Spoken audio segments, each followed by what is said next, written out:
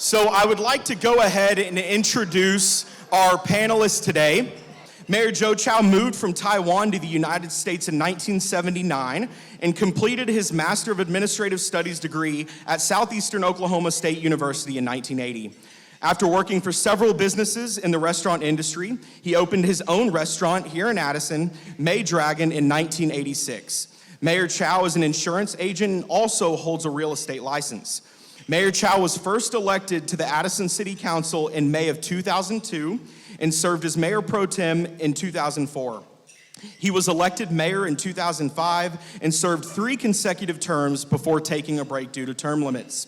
He decided to run again for mayor in 2017 and was reelected. In May of 2019, he won his 5th mayoral election, and he sits in front of you today as mayor again. In his free time, Mayor Chow enjoys playing various sports and spending time with his 7 children, 4 grandchildren, and wife Chi-Chi. Let's give Mayor Chow a hand.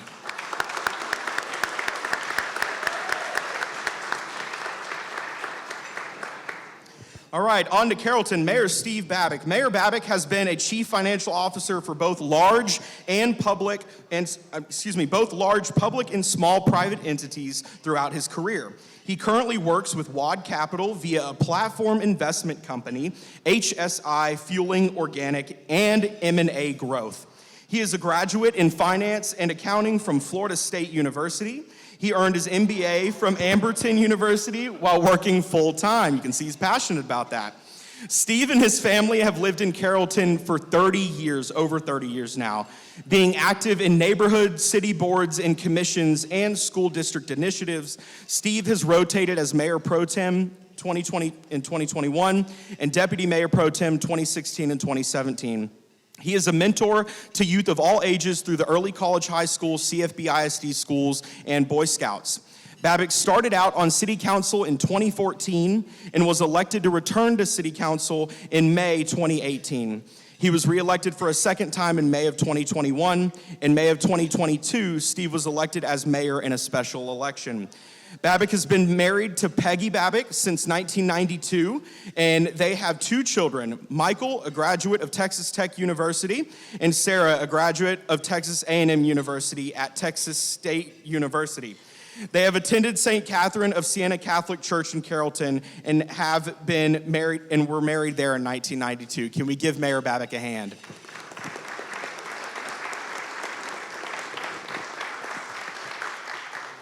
All right, and finally, last but not least, all right, I promise, okay, not least, Mayor Dye. Robert Dye is a co-founder and partner at Forefront Commercial Real Estate. As a multifaceted developer and consultant specializing in site selection, site design, underwriting, due diligence, and project management, Robert's expertise is in industrial product. Robert's primary focus is development within North Texas, as well as other certain major markets throughout the state. At Forefront, Robert has been involved and responsible for approximately 3.25 million square feet of development. Robert was first elected as mayor in 2017 and then re-elected for his second term in November of 2020. Robert has served in the CFB Rotary, served on both Metro Crest and Farmers Branch Chambers boards, and has served as the president of the Metroplex Mayors Association. He has served on the CFB ISD District Improvement Council, the CFB ISD Citizens Facility Advisory Committee, the CFB ISD Bond Advisory Committee, and the DISD Site-Based Decision-Making Committee. Robert has also been involved with Metro Crest Services, Firehouse Theaters, and many other local organizations. Robert attended all of his schools here in Farmers Branch in the CFB ISD community, growing up with Janie Stark, Vivian Field, and R.L. Turner. He graduated from Texas Tech University with a BA in Finance and Economics and Accounting, 3 majors, and received his MBA in Finance and Real Estate from Southern Methodist University. Can we give Robert Dye a hand, please?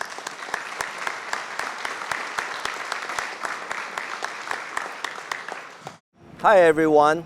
My name is Joe Chow, Mayor of Addison. I was re-elected in 2017.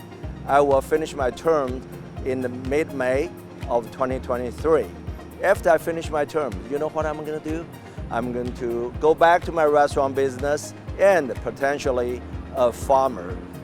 We have a 1,000 acres almond ranch in California. Biggest excitement in Addison is Dart Silver Line coming in, and we've been waiting for 40 years, finally. And recently we award Emily and Stream Realty to be the master developer.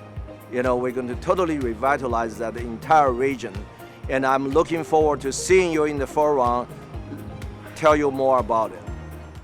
Hi, MetroCrest Chamber. I'm Steve Babick. I'm the mayor of Carrollton, Texas. I'm in my first year in what I expect to be a long tenure and a bright future for Carrollton. As my day job is a CFO for a software and private equity company. During my night job serving as mayor, I look to continue to build on an exciting future. Carrollton's future is very bright right now. We're in the middle of what I call a Carrollton Renaissance, driven by new development and a whole bunch of redevelopment, whether it's Trinity Mill Station coming out of the ground, whether it's Pocket Sandwich Theater, and many other transit-oriented developments that we're working through. Our future is extremely bright. That, coupled with about 2 times the investment in infrastructure from last year and about 3 times over the last 10 years, we have a very bright future. I look forward to talking to you later. I'm Robert Dye, mayor for the city of Farmers Branch, and have been for the past 6 years. My current and final term ends May of 2023. And when I'm not mayor, I work for 4Front Commercial Real Estate, where we develop industrial properties throughout the entire Metroplex. And there's a lot of exciting things going on in Farmers Branch, but I couldn't be more excited about what's happening in our Parks and Recreation Department. We have Hoya Park, our new glow-in-the-dark nighttime park that will be open during the days as well, coming online early next year. We have Montgomery Park with new sand volleyball courts, more pickleball coming, and some open space for kids to play. We have a new events center coming in our historical park that will allow us to cater to more weddings and more events and make these programs even more robust. And that's just a small tidbit of some of the things that we have coming online within the next year. And I can't wait for you to come and experience them with not only me, our residents, and the entire community. All right, so we, of course, are blessed to have this panel up here today. All 3 of them are extremely active in their communities for an extremely long time. And I was sitting here thinking about it, I think it was Tuesday or Wednesday, when I was making sure we had the right color balloons. And I was sitting there and I was like, you know, we have an incredible spread of experience up here today. And in their own regards, it's very neat. First of all, we have Mayor Chow, who has been, your mayoral career has been longer than since the iPhone's been out, I think. Yeah, right? Almost 2007, 2008. And then we have Mayor Dye on the end, who came in for his candidacy. Everybody knew he was young and he had to do a lot to prove to the community to show that he cared. And he absolutely did that. And he's now been mayor for 2 terms for 6 years.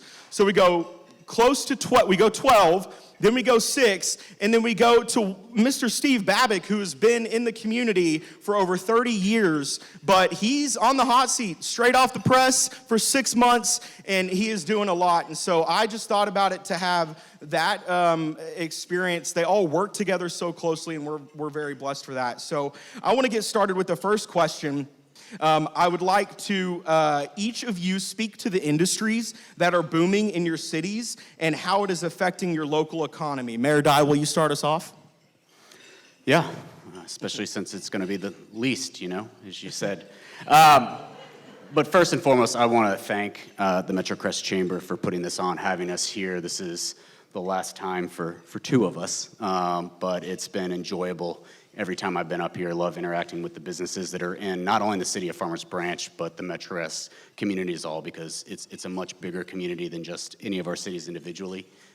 We all share in resources, talent, people, businesses, and it just is always impressive to see what we all do together, because it's just been a wonderful partnership working with these 2 fabulous cities and working with all of you. But, you know, in Farmers Branch, you know, we've seen an influx of business lately. I can say that we have 4 Fortune 500 companies that have moved to Farmers Branch: Trinity Industries, Tenet Healthcare, Guidestone, Interstate Battery. That's not to mention other companies that have been moving here, Freeman Companies, Southwestern Health Resources. But, you know, some of the things that our community has been lacking, some of the things that we've really been wanting is how do we catch up to Addison in terms of restaurants? And we can now say we have destination restaurants. You know, we have James Beard award-winning restaurant headed by Tiffany Dairy in Roots Southern Table.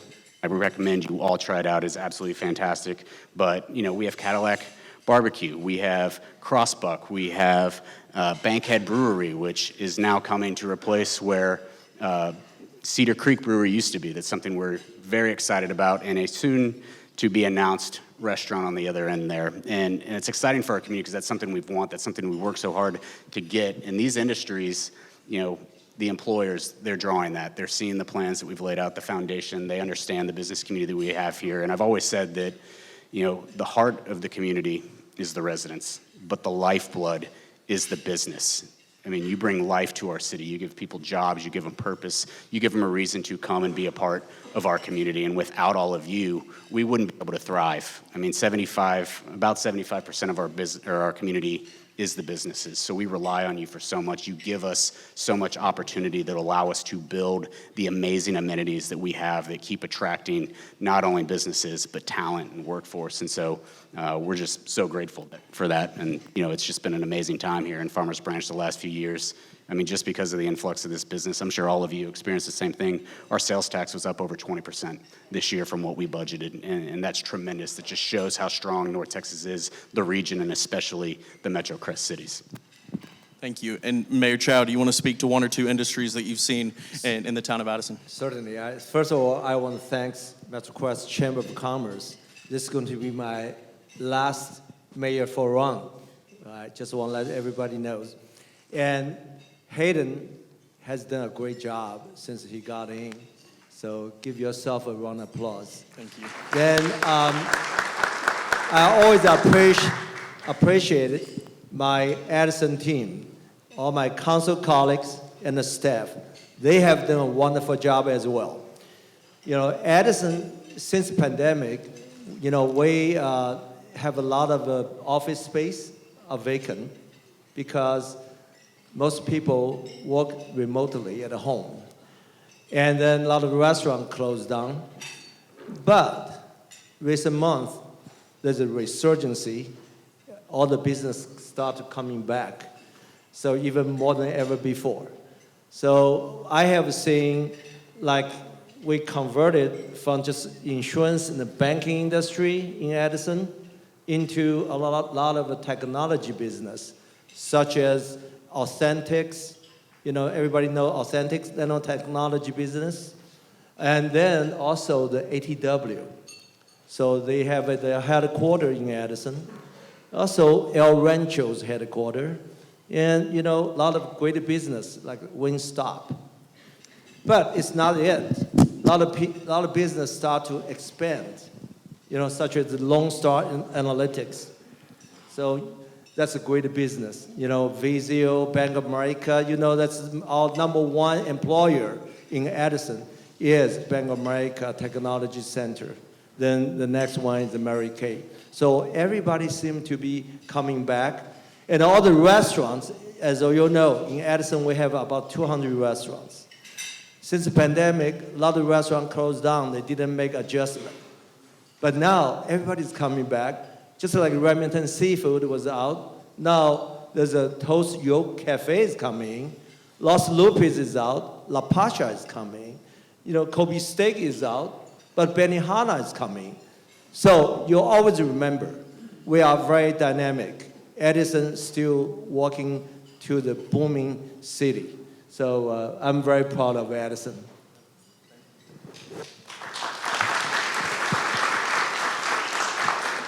I will also echo my thanks to the Metro Crest Chamber. I've been involved in the chamber since 2014 when I first got elected to council. A wonderful organization, and thank you all the table sponsors, all the sponsors that make this possible, because this is truly business coming together to partner with the community. I'm a big fan of public-private partnerships in all forms, and as you think about what's making Carrollton thrive right now, one, it's the community, it's this larger community, the Metro Crest. We all rise and fall with the tide, right? All boats will rise with the tide. So as Carrollton's doing well, it's in part because the whole Metro Crest region, Farmers Branch, Addison, Capel, is all doing well. You know, specifically in Carrollton, you know, we're in the middle of a renaissance, as I call it, and our best days are ahead of us. The Carrollton of the future looks nothing like the Carrollton of the past, where we'll have Class A offices coming out of the ground, and you're going to hear more about that. But from an industry perspective, if you think about the industries of the past. We are in an Amazon.com environment, economy today. And our Valwood district, thank you, Regina, and the Valwood Authority, is a fundamental part of what's making our area thrive in terms of sales and use tax dollars, record high, as Mayor Dye indicated. But it's also down to our small businesses. If you've not been in Carrollton and seen H Mart and O Mart and 99 Ranch and kind of the thriving retail examples of what Renaissance looks like, go to the corner of George Bush and Old Denton Road, and you will witness what a Renaissance truly looks like firsthand. Front and center, Main Street, right there in front of you, right in the middle of the neighborhoods. That coupled with what we're seeing in terms of the commercial environment, we have a lot of information technology companies coming into Carrollton as well. All of our manufacturers are booming as things are coming back and they're dealing with supply chain issues. They're bringing their supply chains right back here. As a group, we've all benefited by Toyota going into the colony, but guess what? Their suppliers are all throughout this entire MetroCrest region. So those are the things that we're going to continue to see. Our logistics, our information technology, our manufacturers are all booming and expanding. Thomson Reuters, Western Extrusions, and others, bringing jobs, and our employment is at an all-time high. Our occupancies rates in terms of retail, office, warehouse, all-time high rates. So much so that we're building more capacity to meet the ongoing burgeoning economy. Thank you.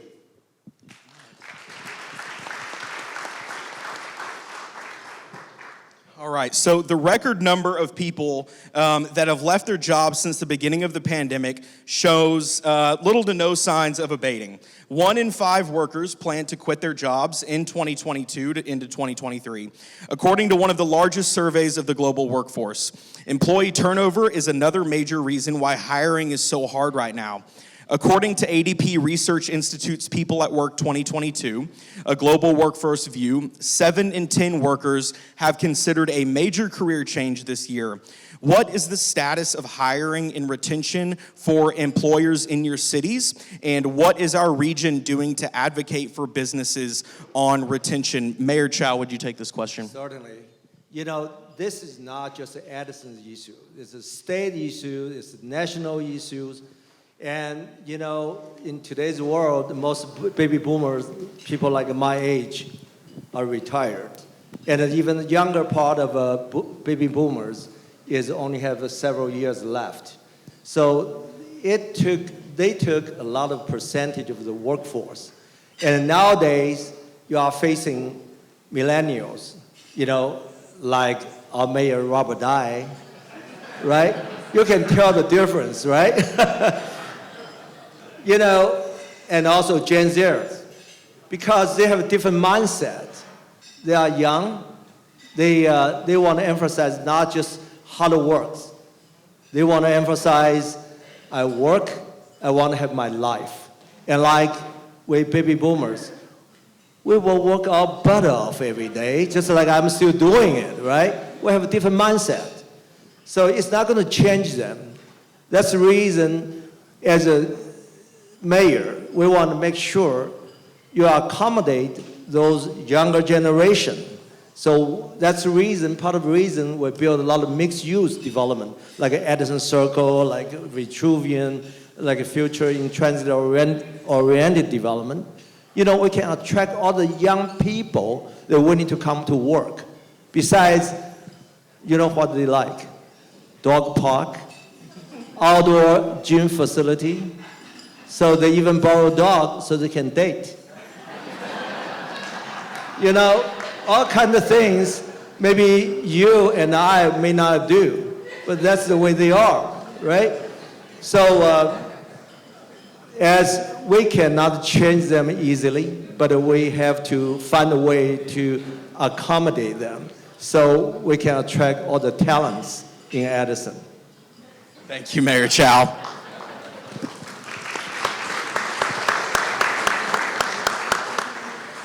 Yeah, if my 12:30 alarm goes off, it's because I have to pick up my dog from daycare and make it to the dog park to work out. So you're right, don't worry. But you're absolutely right. We are seeing employers having to adapt.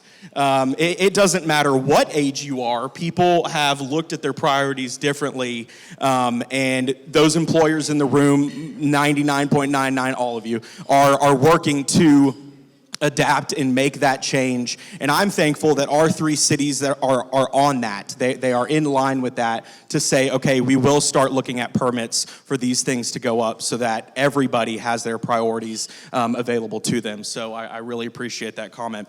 All right, let's talk a little bit more about business advocacy. The 88th legislative session is coming up in January. We are a state known for having an interesting biennial legislative session, and we are expecting a lot from this session, including funding for economic development incentive programs that enhance job creation. Mayor Dye, I would like you to speak on that or anything else in particular that you might know that is going to have an effect on businesses in our region and how we might be able to advocate for them moving forward, especially as a chamber. I appreciate the tough question. I'm glad Julie is here to get some answers. Just joking, Julie. Love you. You know, I think for me, as I think about the upcoming session and some of the big things that we need to pay attention to, you know, first and foremost is workforce and workforce training and coupling that with education. They're going to be big because right now it's tough to hire. I think 60% of employers had job openings that lasted longer than 12 weeks. And 75% of those employers also believe that it was so tough to hire because of a skills gap. So what are we going to do to train and enhance and get people, what they're calling, upskilled to take these jobs on? And it's hard to think, but we almost spend about $2 trillion annually on education and workforce training. And we're probably going to need to spend more than that. We're losing about $160 billion annually in terms of productivity and output from having these lost jobs. And so what could be gained by ensuring that we can ramp up our workforce, get new programs, provide entry for people, and allowing more individuals to get higher paying jobs that are in demand. It's preparing people for jobs that need to be filled, and it's going to start with people that you already have. How do you upskill these employees, train them to take on these next level jobs that move them up and create more entryway paths for people coming out of school? And 62% of CEOs believe that by the end of the decade, they'll need to retrain about 25% of their workforce. So that is substantial across the country. And what are we, both on the federal level, in the state, and locally doing to partner to make sure that we can close that gap, that we can have a workforce ready so that we can keep people employed, we can keep things going, because I know it's tough out there for everybody right now. I think every industry is feeling it, and thankfully so many people have grace and are able to understand the challenges and are kind of getting used to it, but we don't need to get used to it. What we need to do is make sure that we can get more people employed, we can fill these gaps, we can get more people into workforce and have higher paying jobs so that we can all live better lives. Secondarily, and in conjunction with that, is education. A full workforce is vital to our economy, and it's workforce, it's imperative for each single person here, their company's success. And I know we talked about hiring. How are we gonna hire more teachers to train these individuals? How are we going to make sure they're paid what they're deserved? And how do we take care of that to ensure that they are teaching the next generation to be more skilled than we ever were?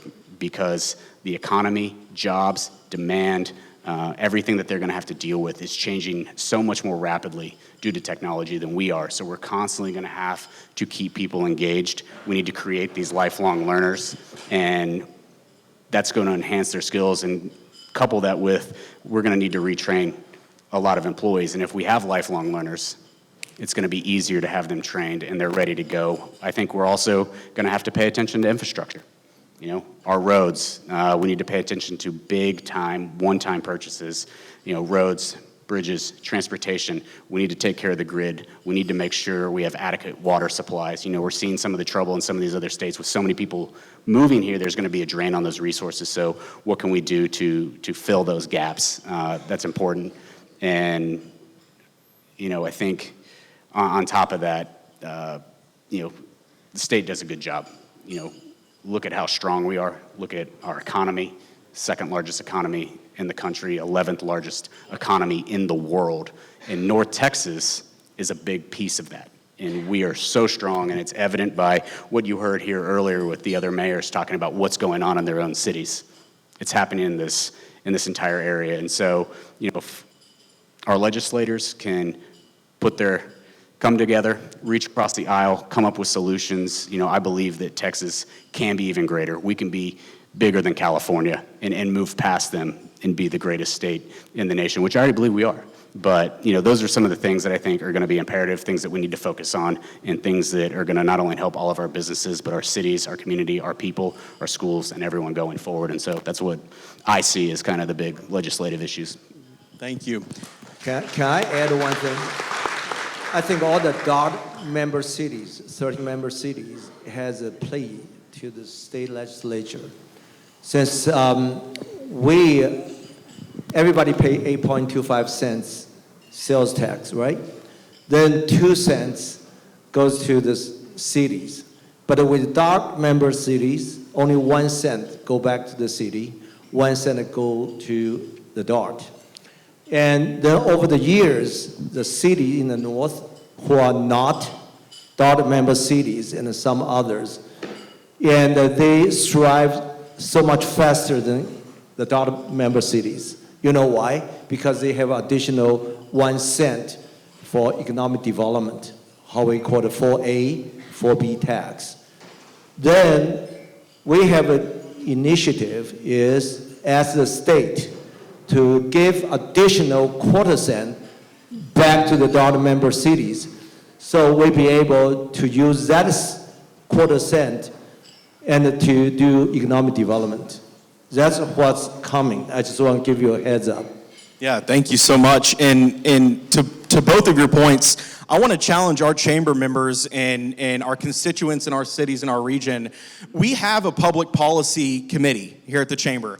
We will be doing a legislative send-off in December. If you haven't paid attention to a legislation in 4, 5, 10 years ever, okay, please ask us. We will get you in touch with the right people. Then the chamber follows along with the North Texas Commission. They're a wonderful body that helps us figure out where we align. And our 3 mayors of our region make sure that they push their cities to do those same things. So thank you, gentlemen.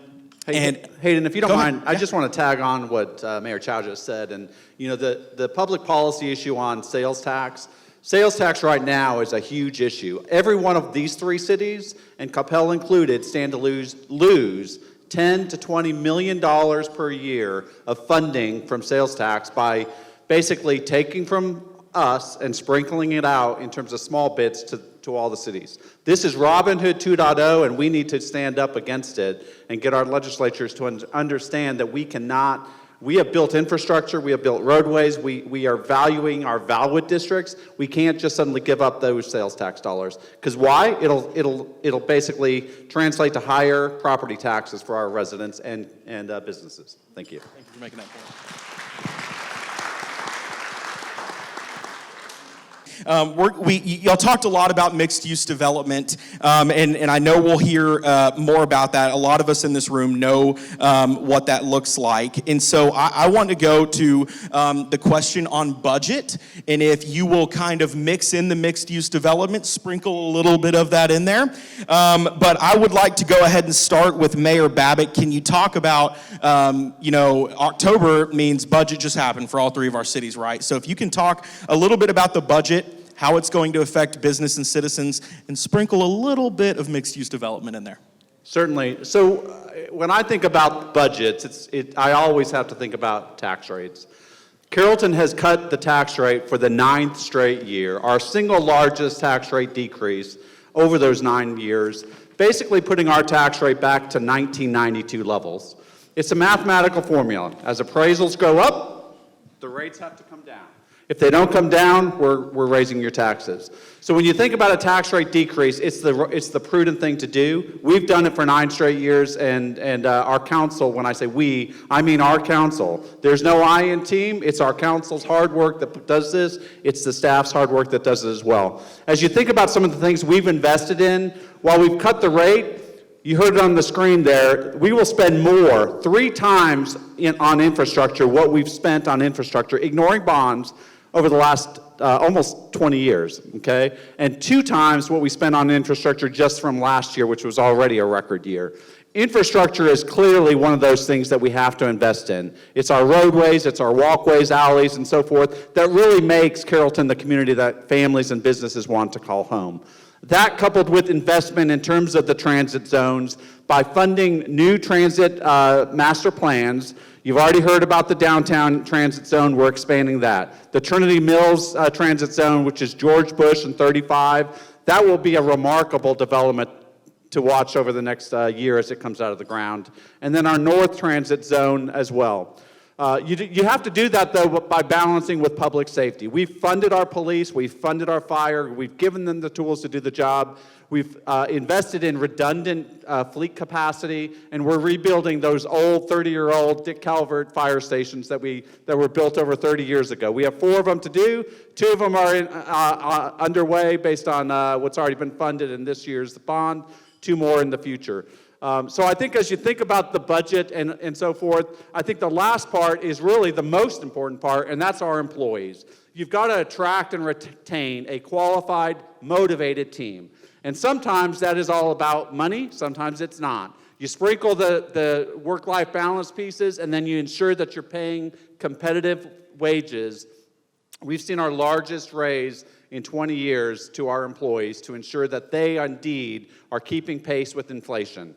At the same time, we've increased the exemptions for our seniors and disabled, so that, coupled with the tax rate decrease, they will actually see a true dollar tax savings year to year. So that's our budget in a nutshell. Happy to talk more about it. But lastly, in terms of partnerships, again, one of the key things that we also funded was our Woven Health Clinic and our MetroCrest Services partnerships that helps them to continue to do their job. Why? Because it's not just one group up here that's going to make the difference. It's a community effort, and we thank those partnerships as well. Thank you. Thank you, Mayor Babick. All right, what are we doing with those 4.4 square miles, Mayor Chow? Okay, that's my turn. Let me tell you something. You know, Edison doing very well. Edison received like a more than $2 million sales tax and a mixed beverage tax revenue in 2022. So we saved that money for future investment to other infrastructure improvement. And we actually spent $37 million for capital improvement projects in 2022. And this year, because of the property value, appraised value increased so much, so we lowered the tax rate by ½ cent. But also we allocate $43.5 million to capital improvement this year. You know why? Since everybody drive around, you can see Midway Road is under construction, big time, right? So, but I guarantee you it will be done within a year between Spring Valley and Belline. So the remaining construction is going to be from Belline to Keller Spring. And also we continue to improve, reconstruct Keller Spring is the next project, then Airport Parkway, eventually Coron Drive and Montfort. So we have spent so much money on the 40 years old infrastructure. So we can welcome all the redevelopment coming in. So with the new sewer, stormwater pipe, drainage, everything. So I want to appreciate JJ for Coach, Dallas County Commissioner, to offer us $4 million on Keller Spring Road. So thank you very much. That's the reason you need to build up a good relationship. And so give him a round of applause, you know. He has done a great job, you know, we really appreciate you. And over the years, we have a lot of mixed-use development coming in because, you know, Edison is so small, only 4.3 square miles, right? Yeah, 4.3. So other than Edison Circle Vitruvian, we recently approved the transit-oriented development along the rail, which is at Arapahoe and Edison Road. It's a $472 million, almost $500 million project. So we use Stream Realty to build 250,000 square feet office space.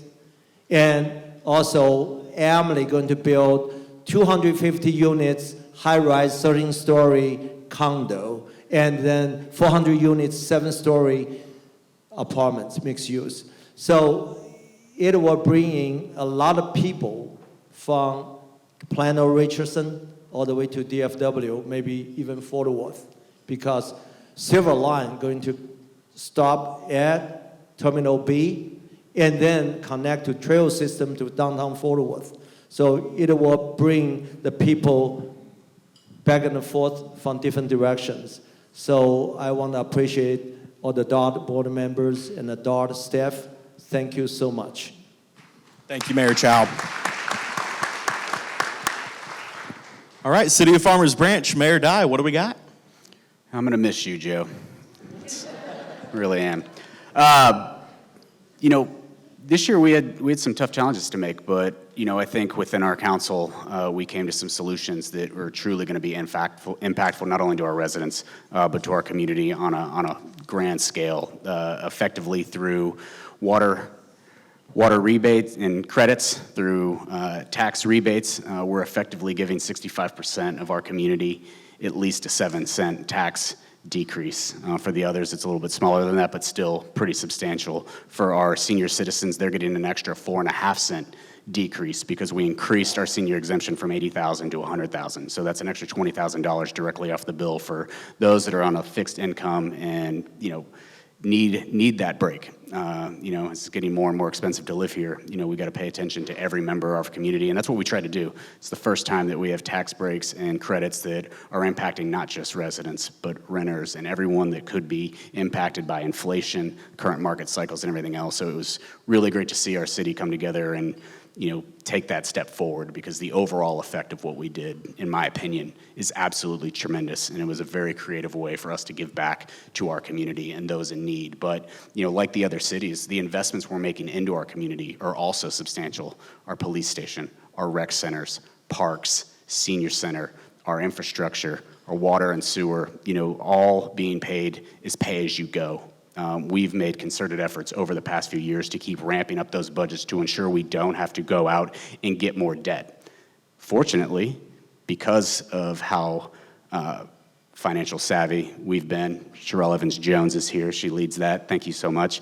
I will say, yes, our city finally achieved a AAA credit rating, which just is a testament to what we are doing in our city and how we've been navigating just our growth and what we're doing. And so, when you come to Farmers Branch, you're going to see these amenities, you're going to see these things that make it a wonderful place to live. And some of our wonderful partnerships that are part of our transit-oriented development is our new partnership with the Dallas Stars. We already have an existing one with the ice skating rink. We are now going to be building a world-class volleyball and basketball facility that's going to bring over 400,000 people a year on top of the 300,000 that already come for the ice skating rink to that area that is going to bolster business, restaurants, entertainment, all the things that we're looking to do around our transit-oriented development. And that plan, while it has taken a little while, thanks COVID, is starting to come along now. We've just entered into a contract with a new firm that's going to build a 7-story apartment complex, 2 stories of garage with 5 stories of living quarters above it, with retail on the ground floor, that is going to redefine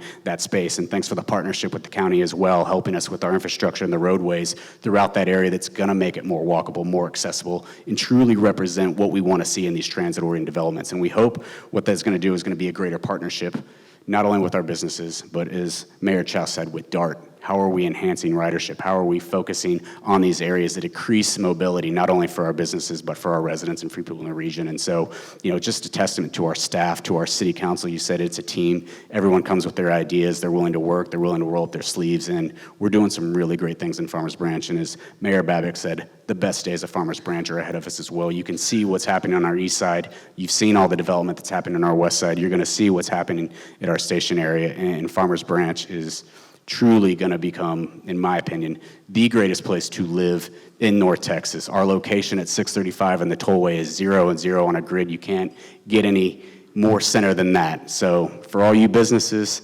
so much easier to attract people to that area than it is in some of the extremities out there. So like some of the other businesses that moved to Farmers Branch out of some of these other cities, we're open, welcome, and we have a spot for you. So Thank you, Mayor Dye. Two things that I want to speak to that I just absolutely find incredible. I'll remind those of you that don't know, I've lived here for a year and I've worked for the chamber for a year.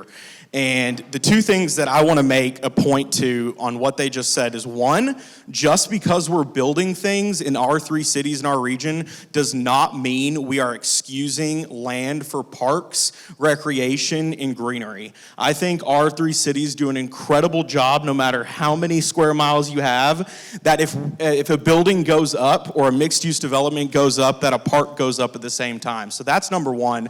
Number two, I told the board of directors when I took this job is that when you're driving down the highway, our region is squared off by 4 highways, right?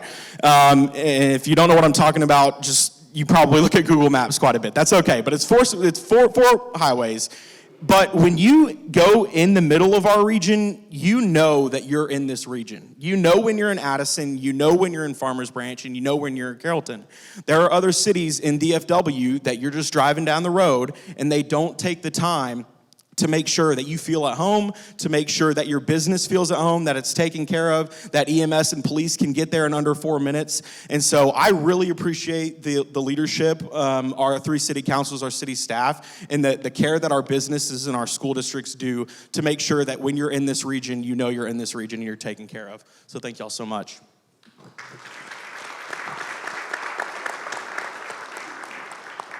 All right, in conclusion, the final question, and then we will wrap up so we can get everybody back to happy hour. Work, sorry.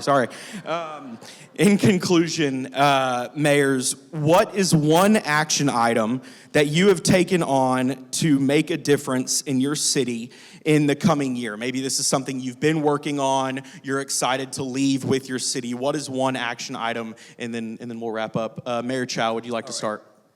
As you all know, our city manager, after I mentored him for 5 years, and he left for Frisco, for a bigger city with more population. I think that young people's dream is moving to bigger city, not necessarily make much more money, but they wanted the experience to manage a bigger city. But my task before I term out in the next few months is to get a best qualified city manager to continue our great Addison way. So Addison has been well managed, and I'm so proud of my council members and all my staff. They are top-notch professional staff. And I tell you, even though I'm going to be termed out in 7 months, but I hope we will select the best one. We'll continue the work we have done for so many years to make Addison still one of the best city. And I'm very proud. Addison has AAA bond rating for both S&P and Moody's. I tell you, the first time we obtained that is in 2008 for S&P AAA bond rating, while I was the mayor. Then we received the second AAA bond rating in 2018 from Moody's, while I was the mayor. So what it tells you, all the Addison residents are in our good hands because we are very prudent. We care about our city. All my council colleagues share my same principle. So we make Addison great, great, great, great forever. And we will look for the best qualified city manager is my foremost #1 goal. Thank you. So this is going to be my last mayor forum. So I treasure all the time I spend with you all.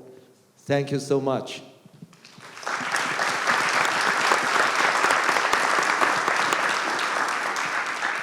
Mayor Babick. I think as you think about local leadership, local leadership is an endurance race, right? It's not a sprint. It's handing off a baton from one leader to the next to the next. And so whether we have, former Mayor Becky Miller on one end or former Mayor Kevin Falconer on another, and everyone in between, with me kind of taking the baton, I think it's really about continuity. It's about discipline. It's about attention to detail. And as you think about those words, and you think about what the words that come to mind as you think about the MetroCrest area, the chamber area, those communities served by this area, it's those partnerships that we've built. It's that leadership that we've established over and over again that has made this area wonderful. And we will continue to thrive because, again, as I continue my service, which I hope is a long-standing service, and as these two gentlemen kind of pass the baton to their next leadership, I think it's important that we all recognize that we have to maintain the basics. You got to have the attention to detail and the basics, and that's what my commitment is in Carrollton, is just to have that attention to detail on the infrastructure, making sure our roadways are clear, investing in infrastructure. But it's the grand vision of the Renaissance as well.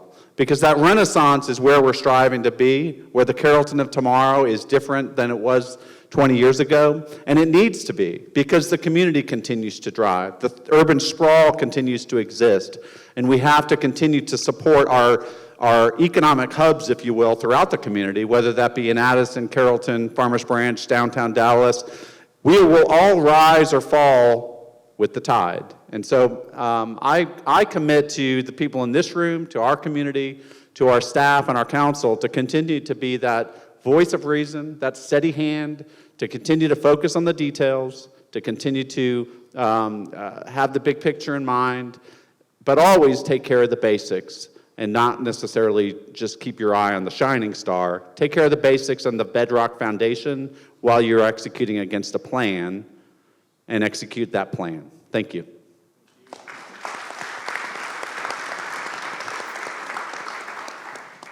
And Mayor Dye? Trying to, piece together what I want to say, as Joe Chow said for the last time. I appreciate what both of you shared there at the end. I appreciate my community taking a chance on me. Just a random kid coming out of left field saying he has all these ideas, but I will say what I'm most proud of is we got most of those ideas done. And I believe, from the mayor's seat, you need people that have vision. You need people that dream. You need people to say, why not? How can we be a better city? How can we push ourselves to go beyond where we've been and get out of our comfort zone? And I hope that I've done just that. And during my time, I've always believed, three things. How do we treat people? What ideas do we bring to the table? And how hard are we willing to work to see those ideas through? And I have a city council and a staff that backs that up every day. They're always pushing and innovating. A few of the things that I'll leave you with that I'm most proud of that are coming up within the next year that I do want to share with y'all is Hoya Park. What will be the new crown jewel of Farmers Branch in terms of park space. It will be a night park that is also able to be used during the day, regardless of what you might think. But the idea there is, how can we create a space that can be used year-round at night? We have so many families in our community that work two jobs and might not be able to take their kids to the park at night because the lights are out or anything else, but this is a park that they can go to. Is it too hot in the summer? It's going to be cooler at night. They can go and play. And so we really believe this is going to be an innovative signature park that so many people are coming to. But when I think about the future of Farmers Branch and something we implemented, we had a landfill on the west side of our city, 20 acres. Couldn't do anything with it.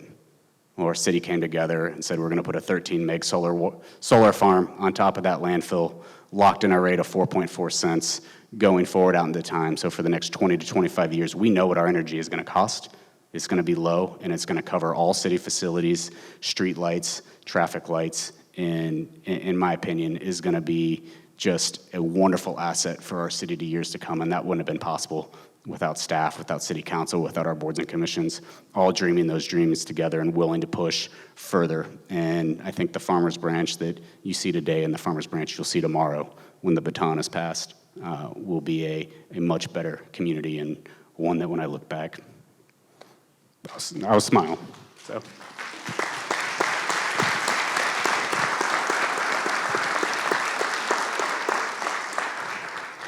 Well, gentlemen, thank you. Thank you so much. I really appreciate your sincerity. I want to thank again Mayor Chow, Mayor Babbitt, and Mayor Dye.